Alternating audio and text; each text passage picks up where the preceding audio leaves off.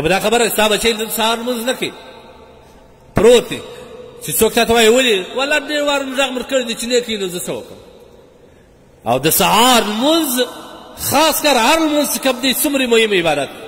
بیا د سهار لمونځ قضا کول دا د انسان لپاره د هلاکت لویه ذریعه ده د مسکنت لویه ذریعه ده د بدبختۍ لویه نښانه د هغه ده چې سړی د سهار لمونځ قضا کوي ته په دې پرېږدې پلار یې ورته ناست وي مور ورته ناست وي بچی یې پروت وي ولو که لس کلن 12 کلن وي دی غږ نه پر کوي د دغه وخت سره په لمانځه باندې نه خبر کوي چې ورسې جومات ته ولاړ شه وایي مې شو دی ښه ارام بیده دي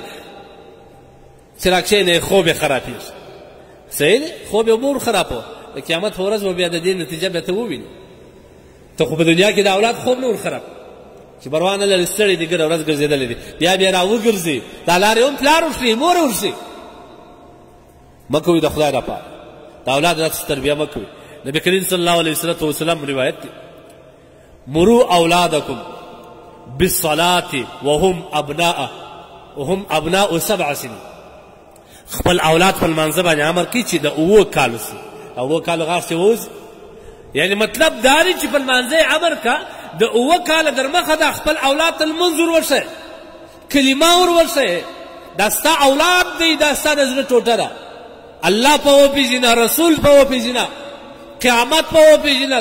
جنت او دوزخ په وپېژنه ملائکه په وپېژنه د دنیا او د زندګۍ مقصد په وپېژنه د الله کائناتو کې سوچ و فکر ورلک دا تربیه ده ځکه نبي علیه الصلاه والسلام وایي مروا اولادکم بالصلاة وهم ابناء 7 سنین د خپلو اولادو روزنه په لمانځه باندې وکړه هغه په لمانځه باندې امر کړه په داسې حال کې چې دوی د 7 کالو وي لمانځه ته بیا چې راځه لمانځه ته جومات ته راځه که نجلۍ وي لمانځه ته پورته کوه مور ته یې ووایي چې دا به بې لمانځه پرې نږدې په هر وخت په لمانځه باندې پر ده غږ کوه او نبي علیه الصلاه والسلام وایي واضربوهم علیها پر دغه لمانځه باندې ووه کله چې دوی د 10 کالو سي او د دوی په بسترو کې جلاوالې راوله کله کله د ماشومان مور و پلار په یو غټ ځای کې بیده کوي تلتک په راکش کې کله چې د 10 کاله واوښتل بیا اجازه نشته بیا به د هر یوه دپاره جلا جلا خپل بستر جوړوه جلا جلا یې بیده دا د اسلام روزنه ده تاسو وګورئ نبي علیه الصلاه والسلام د خپل مسجد څنګه روزنه کوي دا زموږ دپاره د تعلیم یو لوی عظیمه لاسته راوړنه ده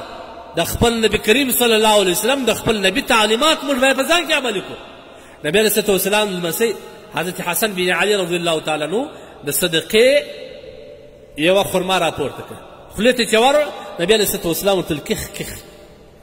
موږ تاسو هم په پښتو کې ماشوم ته کخ کخ وایو لیکن په عربي کې د کا په زیر باندې کخ کخ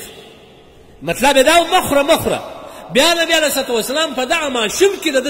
ماشومتوب کې د ذهن ور جوړوي ورته وایي چې بچې موږ او تاسو او زموږ فامیل دا د صدقې د خوراک څخه منع یو صدقه به نه خورې د دغه وخت څخه یې دا ټوک ماتوي دا که ستا اولاد شي داسې رویتوب کوي یا پر یوه خوا پر بلې خوا ځغلي یا د بل چا د لاسو شان کاږي ستا تربیه ده ته روزنه وکړه په بل روایت کې راځي انس رضی الله عنه د نبي علیه الصلاه والسلام خادم د نبي علیه الصلاه والسلام سره په ماشومتوب کې ورسره و د ډېر وخت څخه نبي علیه الصلاه والسلام سره پر ډوډۍ باندې ناست یو وار د دې کاسې کې د دې ځای خوراک وکړي بیا د دې ځای څه وکړي بیا د دې ځای څه نبي علیه الصلاه والسلام یې د لاس ونیو چې بچې دا رقم نه دا بدکار دی د خپل مخ څخه د خپل ځای څخه خوراک کوه دا د خوراک آداب دی څومره لویه خبره تاسو زموږ ماشومانو په خوراک کې څومره بې ترتیبه مخته دا روزنه ټول د مور و پلار مسؤلیت زه وایم نبي علیه الصلاه والسلام فرمایي کله چې انسان مړ سي عملنامه یې بند سي عملنامه یې مکمل بند سي هېڅ شی نه لیکن 3 کسان نیکبخته دا رقم دي چې د مرګ ما بعد هم د آخرت په اکاونټ کې د نیکیانې جمع کېږي یو د هغه څخه هغه پلار دی چې درشا یې نیک او صالح زوی پرېښی نیک او صالح زوی پرېښی او هغه د ده ښه روزنه کوي هغه د ده ښه روزنه کوي دا مهم خبره ده